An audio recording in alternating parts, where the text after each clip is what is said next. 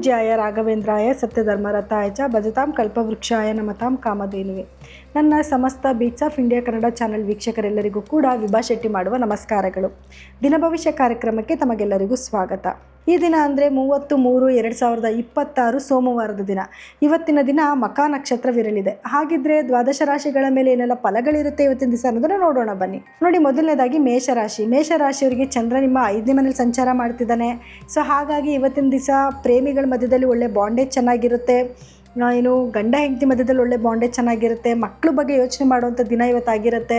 ಇವತ್ತು ಇನ್ನೊಂದು ಸ್ವಲ್ಪ ಖುಷಿಯಾಗಿರಬೇಕು ಅಂದರೆ ಏನು ಮಾಡಬೇಕು ಅಂತಂದರೆ, ಇವತ್ತಿನ ದಿವಸ ಗಣಪತಿಯ ದೇವಸ್ಥಾನಕ್ಕೆ ಹೋಗಿ ಬರುವಂಥದ್ದು ಅಥವಾ ಗಣಪತಿಯ ಆರಾಧನೆ ಮನೆಯಲ್ಲೇ ಮಾಡ್ಕೊಳ್ಳೋದು. ಓಂ ಗಂ ಗಣಪತಿಯೇ ನಮಃ ಅನ್ನೋ ಮಂತ್ರನ ನಿಮ್ಗೆ ಎಷ್ಟು ಸತಿ ಹೇಳ್ಕೊಳಕ್ಕೆ ಸಾಧ್ಯನೋ ಅಷ್ಟು ಸತಿ ಹೇಳ್ಕೊಂಡ್ರೆ ಇವತ್ತಿನ ದಿವಸ ಇನ್ನಷ್ಟು ಸಕ್ಸಸ್ನ ನೀವು ನೋಡಬಹುದು. ಇನ್ನು ವೃಷಭ ರಾಶಿಯವರಿಗೆ 4ನೇ ಮನೇಲಿ ಚಂದ್ರನ ಸಂಚಾರ ಇದೆ. ಸೊ ಹಾಗಾಗಿ ಇವತ್ತಿನ ದಿವಸ ಮನೆ ದುರಸ್ತಿ ಕಾರ್ಯಗಳನ್ನ ಮಾಡ್ಕೊಳ್ಳುವಂಥದ್ದು ಅಥವಾ ಏನಾದರೂ ಮನೆಗೆ ಹೊಸ ವಸ್ತುಗಳನ್ನ ತೊಗೊಂಡು ಬರುವಂಥದ್ದು ಅಥವಾ ಮನೆಯಲ್ಲೇ ಕಾಲ ಕಳೆಯುವಂಥದ್ದು. ಏನೋ ನಿಮ್ಮ ಮನೇಲಿ ಆಗಿರೋ ಒಂದು ಪೇಂಟಿಂಗ್ನ ನೋಡಿ ಖುಷಿ ಪಡೋದು ಅಥವಾ ಏನೋ ಒಂದು ಟಿ ವಿನಲ್ಲಿ ಯಾವುದೋ ನಿಮ್ಗೆ ಇಷ್ಟವಾಗಿರೋ ಪ್ರೋಗ್ರಾಮ್ ಬರ್ತಾ ಇರುತ್ತೆ, ಕುತ್ಕೊಂಡು ಅದನ್ನು ಎಂಜಾಯ್ ಮಾಡೋದು, ಈ ರೀತಿಯಾದ ಒಂದು ದಿನ ಆಗಿರುತ್ತೆ. ಅಥವಾ ತಾಯಿ ಜೊತೆಯಲ್ಲಿ ಖುಷಿಯಿಂದ ಕಾಲ ಕಳೆಯುವಂಥದ್ದು ಅಥವಾ ಅವ್ರ ಜೊತೆಲಿ ಮಾತಾಡೋದು ಫೋನಲ್ಲಿ, ಆ ರೀತಿಯಾದ ಒಂದು ದಿನ ಆಗಿರುತ್ತೆ. ಸೊ ಇವತ್ತು ನೀವೇನು ಪರಿಹಾರ ಮಾಡ್ಕೋಬೇಕು ಅಂತ ನೋಡಿದ್ರೆ, ಇವತ್ತಿನ ದಿವಸ ನೀವು ಕುಜಗ್ರಹದ ಆರಾಧನೆ ಮಾಡ್ಕೊಳ್ಳೋದು. ಸುಬ್ರಹ್ಮಣ್ಯ ಸ್ವಾಮಿ ದೇವಸ್ಥಾನಕ್ಕೆ ಹೋಗಿ ಒಂದು ಗಣಿಗ್ಲುವನ್ನು ಕೊಟ್ಟು ನೀವು ದೇವ್ರ ಹತ್ರ ಒಂದು ಅರ್ಚನೆ ಮಾಡಿಸ್ಕೊಂಡು ಬಂದರೆ ಅಥವಾ ಸುಬ್ರಹ್ಮಣ್ಯಂದ ಕೆಲವು ಸ್ತೋತ್ರಗಳನ್ನ ನೀವು ಮನೇಲೇ ಕೇಳಿದ್ರು ಕೂಡ ಇವತ್ತು ಇನ್ನಷ್ಟು ಶುಭ ಸುದ್ದಿಗಳನ್ನ ನೀವು ನೋಡಬಹುದು. ಇನ್ನು ಮಿಥುನ ರಾಶಿನಲ್ಲಿ ಹುಟ್ಟಿರೋರಿಗೆ ಚಂದ್ರ ನಿಮ್ಮ 3ನೇ ಮನೇಲಿ ಸಂಚಾರ ಮಾಡ್ತಿರ್ತಾನೆ. ಹಾಗಾಗಿ ಇವತ್ತು ನಿಮಗೆ ಒಳ್ಳೊಳ್ಳೆ ಸ್ನೇಹಿತರನ್ನ ಭೇಟಿ ಮಾಡುವಂಥದ್ದು, ಅವರಿಂದ ಯಾವುದಾದ್ರೂ ಶುಭ ಸುದ್ದಿಗಳನ್ನ ಕೇಳುವಂಥದ್ದು ಅಥವಾ ಕೆಲಸಗಳು ನಿಮ್ಗೆ ಯಾವುದೋ ಆಗಬೇಕಾಗಿದ್ದ ಕೆಲಸಗಳನ್ನ ಸ್ನೇಹಿತರ ಮುಖಾಂತರ ಯಾವುದಾದ್ರೂ ಒಂದು ರೀತಿಯಲ್ಲಿ ದಾರಿ ಸಿಗುವಂಥ ದಿನ ಆಗಿರುತ್ತೆ. ಇವತ್ತು ನೀವೇನು ಮಾಡಬೇಕು ಅಂತಂದರೆ, ಗಣೇಶ ಸುಬ್ರಹ್ಮಣ್ಯ ಇಬ್ಬರು ಇರುವಂಥ ದೇವಸ್ಥಾನಕ್ಕೆ ಹೋಗಿ ಭೇಟಿ ಮಾಡೋದ್ರಿಂದ, ಅಂದರೆ ಹೋಗಿ ದೇವ್ರಿಗೊಂದು ಹೂವು ಏನಾದರೂ ಅರ್ಪಿಸಿ ಒಂದು ಅರ್ಚನೆ ಮಾಡಿಸ್ಕೊಂಡು ಬರೋದ್ರಿಂದ ಮತ್ತಷ್ಟು ಶುಭ ಸುದ್ದಿನ ನೀವು ನೋಡ್ಬೋದು. ಅಥವಾ ಮನೆಯಲ್ಲೇ ಯಾವುದಾದ್ರೂ ಒಂದು ಸ್ತೋತ್ರಗಳನ್ನ, ಗಣೇಶಂದು ಸುಬ್ರಹ್ಮಣ್ಯಂದು ಸ್ತೋತ್ರಗಳನ್ನ ಕೇಳೋದ್ರಿಂದನೂ ಕೂಡ ಇವತ್ತು ನಿಮಗೆ ಶುಭ ಆಗುತ್ತೆ. ಇನ್ನು ಕಟಕ ರಾಶಿನಲ್ಲಿ ಇಟ್ಟಿರೋರಿಗೆ ಚಂದ್ರ 2ನೇ ಮನೇಲಿ ಸಂಚಾರ ಮಾಡ್ತಿದ್ದಾನೆ. ಇವತ್ತು ಹಣಕಾಸಿನ ಅಭಿವೃದ್ಧಿ ತುಂಬ ಚೆನ್ನಾಗಿರುತ್ತೆ.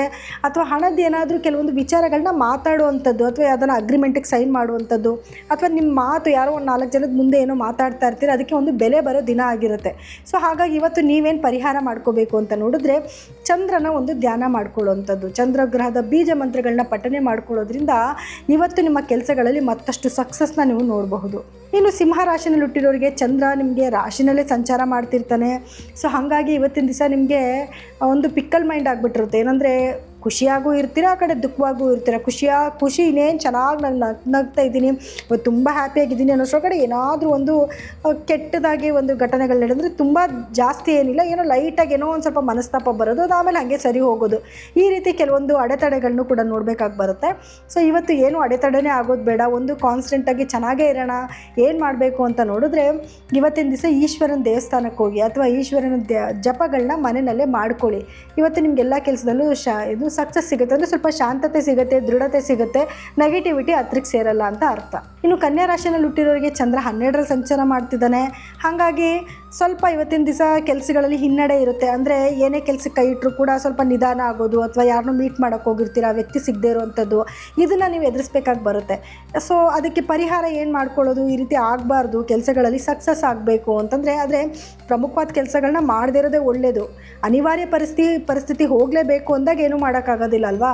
ಸೊ ಅದಕ್ಕೋಸ್ಕರ ನೀವು ಹೊರಗಡೆ ಹೋಗೋಕ್ಕೆ ಮುಂಚೆ ಸ್ವಲ್ಪ ಅಕ್ಕಿ ಹಸಿಟ್ಟನ್ನ ತೊಗೊಂಡು ಇರುವೆಗಳಿಗೆ ಅರ್ಪಿಸ್ಬಿಟ್ಟು ಹೋಗೋದ್ರಿಂದ ಈ ಥರ ಸಣ್ಣ ಪುಟ್ಟ ನೆಗೆಟಿವಿಟಿ ಬಂದರೂ ಅದ್ರಲ್ಲಿ ಕಮ್ಮಿ ಮಾಡ್ಕೋಬೋದು ನೀವು. ಇನ್ನು ತುಲಾ ರಾಶಿನಲ್ಲಿ ಹುಟ್ಟಿರೋರಿಗೆ ಚಂದ್ರ 11ರಲ್ಲಿದ್ದಾನೆ. ಇವತ್ತು ಒಂದು ಅದೃಷ್ಟಕರವಾದ ದಿನ ಆಗುತ್ತೆ, ಲಾಭ ನೋಡೋವಂಥ ದಿನ ಆಗಿರುತ್ತೆ. ಯಾವತ್ತೋ ಏನೋ ಒಂದು ಕೆಲಸ ಮಾಡಿರ್ತೀರ, ಅದ್ರ ಲಾಭನ ಇವತ್ತಿನ ದಿವಸ ಎಕ್ಸ್ಪೆಕ್ಟೇಷನ್ ಮಾಡ್ಬೋದು ನೀವು. ಲಾಭದ ಸುದ್ದಿಗಳನ್ನ ನೀವು ಇವತ್ತು ಕೇಳುವಂಥ ದಿನ ಆಗಿರುತ್ತೆ. ಸೊ ಇವತ್ತು ನೀವು ಇನ್ನೇನು ಪರಿಹಾರ ಮಾಡ್ಕೋಬೇಕು, ಇನ್ನೊಂದು ಸ್ವಲ್ಪ ಲಾಭ ಜಾಸ್ತಿ ಆಗಬೇಕು ಅಥವಾ ಅದಕ್ಕೆ ಯಾವುದೇ ತೊಡಕುಗಳಾಗಿರಬಾರ್ದು, ಯಾವುದೋ ದೃಷ್ಟಿ ಬೀಳಬಾರ್ದು ಅಂದರೆ ಏನು ಮಾಡಬೇಕು ಅಂತಂದರೆ, ಇವತ್ತು ನೀವು ಲಕ್ಷ್ಮೀ ನರಸಿಂಹಸ್ವಾಮಿಯ ಧ್ಯಾನ ಮಾಡ್ಕೊಳ್ಳುವಂಥದ್ದು ಅಥವಾ ಅವ್ರ ದೇವಸ್ಥಾನಕ್ಕೆ ಹೋಗಿ ಬರುವಂಥದ್ದು ಅಥವಾ ಸ್ತೋತ್ರಗಳನ್ನ ಕೇಳ್ಕೊಂಡ್ರು ಕೂಡ ಇವತ್ತು ನಿಮಗೆ ಶುಭ ಆಗುತ್ತೆ. ಇನ್ನು ವೃಶ್ಚಿಕ ರಾಶಿನಲ್ಲಿ ಹುಟ್ಟಿರೋರಿಗೆ ಇವತ್ತಿನ ದಿವಸ ನೋಡಿ 10ರಲ್ಲಿ ಚಂದ್ರನ ಸಂಚಾರ ಇದೆ. ಸೊ ಹಾಗಾಗಿ ನಿಮ್ಮ ಕರ್ಮಸ್ಥಾನದಲ್ಲಿ ಚಂದ್ರ ಇರೋದ್ರಿಂದ ಇವತ್ತು ನಿಮ್ಮ ವ್ಯವಹಾರದ ಬಗ್ಗೆ ಆಗಿರ್ಬೋದು ಅಥವಾ ಉದ್ಯೋಗದ ಬಗ್ಗೆ ಆಗಲಿ ಮಾತಾಡುವಂಥ ದಿನ ಆಗಿರುತ್ತೆ. ಕೆಲಸಕ್ಕೋಸ್ಕರ ಅಂತಂದರೆ ಅದನ್ನು ಕೆಲಸದವ್ರನ್ನ ಅಪಾಯಿಂಟ್ ಮಾಡ್ಕೊಳ್ಳೋದು ಅಥವಾ ಏನಾದರೂ ಕೆಲಸನ ಡೆವಲಪ್ಮೆಂಟ್ ಮಾಡೋಣ ಅನ್ನೋ ಬಗ್ಗೆ ಐಡಿಯಾ ಮಾಡ್ಕೊಳ್ಳೋದಕ್ಕೆ, ಅದು ಹೊಸ ವಸ್ತುಗಳನ್ನ ತರುವಂಥದ್ದು, ಇದನ್ನೆಲ್ಲ ಮಾಡ್ಕೊಳ್ಳೋಕ್ಕೆ ಒಂದು ಒಳ್ಳೆ ದಿನ ಆಗಿರುತ್ತೆ.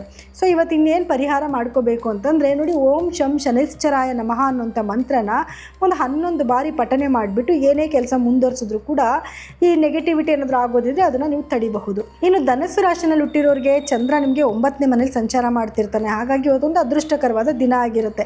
ಯಾವ ಕೆಲಸದಲ್ಲಿ ಕೈ ಇಟ್ಟರು ಕೂಡ ಸಕ್ಸಸ್ ಆಗುತ್ತೆ, ಅಥವಾ ತಂದೆಯಿಂದ ಏನಾದರೂ ಇವತ್ತು ಬಳುವಳಿ ಸಿಗುವಂಥ ದಿನ ಕೂಡ ಆಗಿರುತ್ತೆ. ಸೊ ಇವತ್ತು ಏನು ಪರಿಹಾರ ಮಾಡ್ಕೊಬೇಕು ಅಂದರೆ, ಮನೇಲಿರೋ ಯಾರಾದರೂ ಹಿರಿಯರ ಒಂದು ಪಾದ ಮುಟ್ಟಿ ನಮಸ್ಕಾರ ಮಾಡ್ಕೊಂಡು ಹೋಗಿ, ಅಥವಾ ನಿಮ್ಮ ತಂದೆ ನಿಮ್ಮ ಜೊತೆಯಲ್ಲೇ ಇದ್ದಾರೆ ಅಂದರೆ ಅವ್ರ ಪಾದ ಮುಟ್ಟಿ ಅವರ ಒಂದು ಆಶೀರ್ವಾದ ತೊಗೊಂಡು ಕೆಲಸಕ್ಕೆ ಹೋಗಿ ಇವತ್ತು ಸಕ್ಸಸ್ನ ನೀವು ನೋಡಬಹುದು. ಇನ್ನು ಮಕರ ರಾಶಿನಲ್ಲಿ ಹುಟ್ಟಿರೋರಿಗೆ ಇವತ್ತು ಅಷ್ಟಮ ಚಂದ್ರ ಇರ್ತಾನೆ. ಸೊ ಹಾಗಾಗಿ ಇವತ್ತಿನ ದಿವಸ ಅದೇ ಪ್ರಮುಖವಾದ ಕೆಲಸಗಳನ್ನ ಮಾಡೋಕ್ಕೆ ಹೋಗಬೇಡಿ, ಪ್ರಮುಖವಾದ ನಿರ್ಧಾರಗಳನ್ನು ಕೂಡ ತೊಗೊಳಕ್ಕೆ ಹೋಗಬೇಡಿ. ಸೊ ಇದರಿಂದ ಏನಾಗುತ್ತೆ, ಸ್ವಲ್ಪ ಪಿಕಲ್ ಮೈಂಡ್ ಇರುತ್ತೆ. ಇವತ್ತು ಯಾವುದು ಕರೆಕ್ಟಾಗಿ ಡಿಸಿಷನ್ನ ತೊಗೊಳಕ್ಕಾಗಲ್ಲ, ಸ್ವಲ್ಪ ರಾಂಗ್ ಡಿಸಿಷನ್ಗಳನ್ನ ತೊಗೊಳ್ಳೋಂಥ ದಿನ ಆಗಿರುತ್ತೆ, ಅಥವಾ ಮೈಂಡಲ್ಲಿ ಸ್ಟೆಬಿಲಿಟಿ ಇರೋದಿಲ್ಲ, ಏನೋ ಯೋಚನೆಗಳನ್ನ ಮಾಡಿಕೊಂಡು ಕಾಲ ಕಳೆಯೋ ದಿನ ಆಗಿರುತ್ತೆ. ಸೊ ಹಾಗಾಗಿ ಪ್ರಮುಖವಾದ ನಿರ್ಧಾರಗಳನ್ನ ಇವತ್ತಿನ ಸಹ ತೊಗೊಳಕ್ಕೆ ಹೋಗಬೇಡಿ. ಇವತ್ತು ಪರಿಹಾರ ಏನು ಮಾಡ್ಕೋಬೇಕು, ಏನೋ ಕೆಲಸ ಹೋಗಲೇಬೇಕು, ಅನಿವಾರ್ಯ ಪರಿಸ್ಥಿತಿ ಬಂದಿದೆ, ಅವಾಗ ಏನು ಮಾಡಬೇಕು ಅಂತಂದರೆ, ಇವತ್ತು ನೀವು ಲಕ್ಷ್ಮೀ ನರಸಿಂಹಸ್ವಾಮಿ ದೇವಸ್ಥಾನಕ್ಕೆ ಹೋಗಿ, ಅಥವಾ ಲಕ್ಷ್ಮೀ ನರಸಿಂಹಸ್ವಾಮಿ ಯಾವುದಾದ್ರೂ ಮಂತ್ರಗಳನ್ನ ಪಠನೆ ಮಾಡಿಕೊಂಡು ಹೋದರೆ ಅಲ್ಲಿ ನೆಗೆಟಿವಿಟಿ ಆಗೋದನ್ನು ಸ್ವಲ್ಪ ರೆಡ್ಯೂಸ್ ಮಾಡ್ಬೋದು. ಇನ್ನು ಕುಂಭ ರಾಶಿನಲ್ಲಿ ಹುಟ್ಟಿರೋರಿಗೆ ಚಂದ್ರ ನಿಮಗೆ 7ನೇ ಮನೇಲಿ ಸಂಚಾರ ಮಾಡ್ತಾ ಇರ್ತಾನೆ. ಸೊ ಹಾಗಾಗಿ ಗಂಡ ಹೆಂಡತಿ ಮಧ್ಯದಲ್ಲಿ ಪ್ರೀತಿ ವಿಶ್ವಾಸ ತುಂಬ ಚೆನ್ನಾಗಿರುತ್ತೆ. ಪಾರ್ಟ್ನರ್ಶಿಪ್ ವ್ಯವಹಾರ ಮಾಡ್ತಾ ಇದ್ದರೆ ಅದರಲ್ಲೂ ಕೂಡ ಏನಾದರೂ ಹೊಸ ಹೊಸ ವಿಚಾರಗಳನ್ನ ಕೇಳೋದು, ಒಂದು ಸ್ವಲ್ಪ ಖುಷಿಯಾದ ವಾತಾವರಣನ ನೀವು ಇವತ್ತು ನೋಡ್ಬೋದಾಗುತ್ತೆ. ಇವತ್ತು ನೀವು ಇನ್ನೇನು ಮಾಡ್ಕೋಬೇಕು, ಇನ್ನೊಂದು ಸ್ವಲ್ಪ ಖುಷಿ ವಿಚಾರ ಚೆನ್ನಾಗಾಗಬೇಕು, ಇನ್ನೂ ಹ್ಯಾಪಿಯಾಗಿರಬೇಕು. ಸೊ ಏನು ಮಾಡಬೇಕು ಅಂತಂದರೆ, ಎಲ್ಲಿ ಆದರೂ ಸರಿ ನಿಮಗೆ ಈಶ್ವರ ಮತ್ತು ಪಾರ್ವತಿ ಜೊತೆಲಿರುವಂಥ ಒಂದು ದೇವಸ್ಥಾನಕ್ಕೆ ಹೋಗಿ ಒಂದು ಅರ್ಚನೆ ಮಾಡಿಸ್ಕೊಂಡು ಬನ್ನಿ, ಅಥವಾ ಮನೆಯಲ್ಲೇ ಎರಡೂ ದೇವರದ ಒಂದು ಮಂತ್ರಗಳನ್ನ ಕೇಳಿದ್ರು ಕೂಡ ಇವತ್ತು ನಿಮಗೆ ಸಕ್ಸಸ್ನ ನೀವು ನೋಡಬಹುದು. ಇನ್ನು ಮೀನ ರಾಶಿನಲ್ಲಿ ಹುಟ್ಟಿರೋರಿಗೆ ಚಂದ್ರ ನಿಮಗೆ 6ರಲ್ಲಿ ಸಂಚಾರ ಮಾಡ್ತಿರ್ತಾನೆ. ಹಾಗಾಗಿ ಯಾರೆಲ್ಲ ಉದ್ಯೋಗಸ್ಥರಿರ್ತೀರ, ಉದ್ಯೋಗದಲ್ಲಿ ಕೆಲವೊಂದು ಚಾಲೆಂಜಸ್ ನಿಮಗೆ ಎದುರಾದರೂ ಕೂಡ ಅದನ್ನೆಲ್ಲ ಗೆಲ್ಲುವಂಥ ದಿನ ಆಗಿರುತ್ತೆ.